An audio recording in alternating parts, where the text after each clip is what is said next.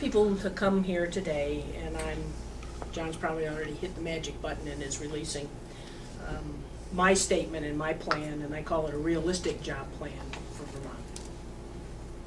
We have other of the candidates in the primary are creating lots and lots of pages, and they're rehashing a lot of the things that we're already doing, and I'm not talking about any of that. We already do a lot of really good things in this state. And one of the things we're all trying to figure out is how we deal with telecommunications and how we get high-speed internet access to everybody. And I might, as a little aside there, say Fairpoint and Mike Smith have had all of the candidates over to talk with us and their union members, which is kind of fun to sit there with Mike Smith at a table with union people, talking about some of their concerns about what's happening and how we get coverage for everything. And I think a conversation with Fairpoint and some of their concerns about how we're investing in middle mile and what really needs to happen is probably a good side, is something that's worth checking out. As I've traveled all over the state, there is no doubt that what everyone is concerned about is it's the economy and it's jobs. And are they going to have their jobs? They have friends that have lost jobs. What are the jobs of the future? Are the kids going to have jobs? Are the kids that are away, can they come back? And from the beginning, we have all been talking about jobs. And one thing that's really popular to talk about is the green economy and green jobs. And at one of our early forums, as we were talking about green jobs and the economy and creating jobs, I had found and been looking that I was just very frustrated because I didn't feel that I had anything that really significantly was going to help create jobs in this state.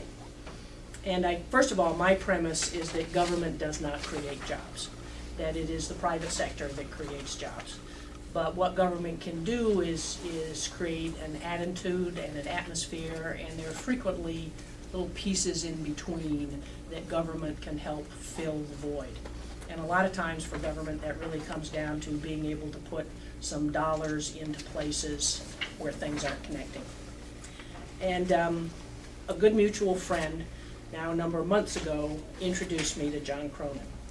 And I'm doing it here today because it was John and his folks in conversations over a couple of weeks that made me go, here is an idea that will create jobs and wealth in the state of Vermont. And if you go to my website, and here on the page, on the points that I have, on the 6 points, a little piece of it is about innovation and intellectual property. And there's a lot more and in depth on the website. But I want to give you all the opportunity to hear what I say when I'm out talking to groups and house parties and everybody, and what I've learned and why I think this is really the future path to prosperity, and how it so fits in with the green economy and green jobs and all of those sorts of things. Usually when you want to improve something or you want to figure out how to do something, you look to your strength. And in Vermont, our strength forever has been innovation. The first patent in this country was issued to a Vermonter. And if you now take IBM out of the mix, there are more patents per person in the state of Vermont than any other state. So there's obviously something here that we do. But what we have failed to do as a state is to say, boy, this is our strength. And we always talk about innovation and entrepreneurs, but we haven't taken the next important step.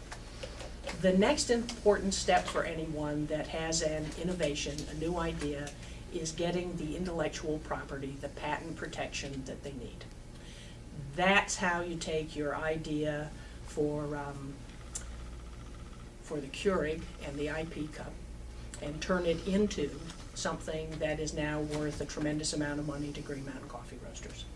That's how you take your idea for the perfect baby snuggly and take it from you and a couple of friends making it in your living room on the weekends and get a patent for it, and that's protected, and you grow it into a business that is creating wealth for not only for you as the person who had the idea and has gone through the process of getting the patent, but then can actually create a business. So you're going to have money, you're going to create good jobs in the state of Vermont.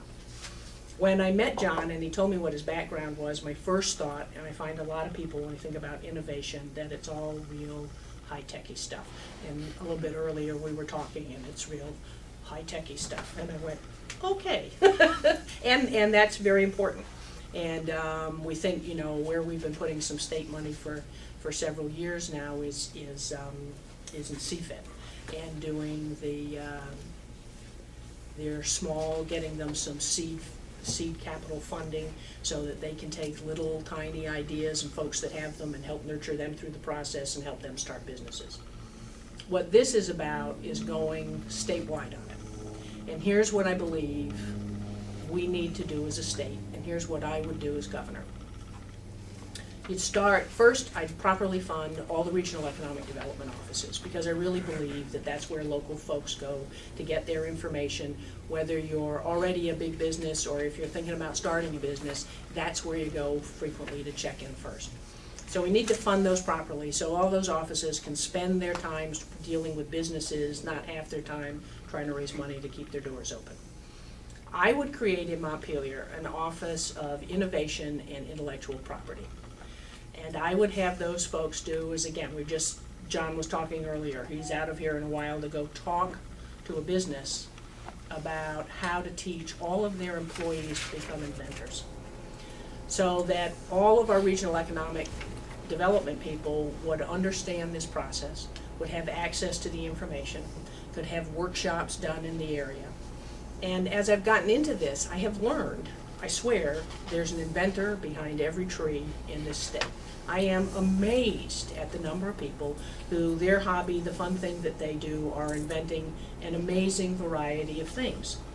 But what happens is those wonderful inventions, certainly a number of them with real potential to get a patent and to turn into business, just kind of sit there. Because the step of going from, here's my wonderful idea, to going through the process of getting a patent can take a couple of years, and it can cost you $20,000. And a lot of people just don't have that time, energy, or capacity to do it. So I believe what we need to do as a state is to adopt this as a culture. That this is the place that honors people that are innovators, that helps them get through the process of taking their innovative ideas and turning it into real money and real jobs. Now this ties beautifully into what we're talking about with renewable energy. Because think about here in the Chittenden County area where we have a lot of interest in wind turbines and wind energy. I don't know how long one can competitively build wind turbines in Vermont or even in this country. But if you have the best technology and you patent that technology, then it's not going to matter where they are built. Every one of those that is sold in this country, that company will be reimbursed for. And that gives them the ability to continue to do research, to find better products, to develop better products. And what I like about this is, again, it can go from wind turbines to, there's real interest in solar energy.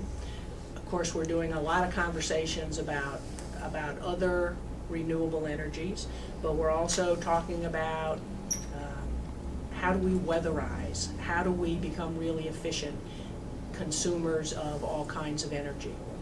All of those ideas have the potential to become systems that you can patent and then could be used all over the country. In a way, it's remarkably simple. It's very logical. You can, if you look through the other 6 points, you'll see, and I'll run you through some of them. But for me, this is a core, and I don't write a lot of detail about it here. If Vermont becomes the center for and the place that everyone thinks of as innovation and intellectual property and growing really good jobs, then our young people are going to want to stay here. People that are away or are interested are going to want to move to Vermont because it's going to be the place to be.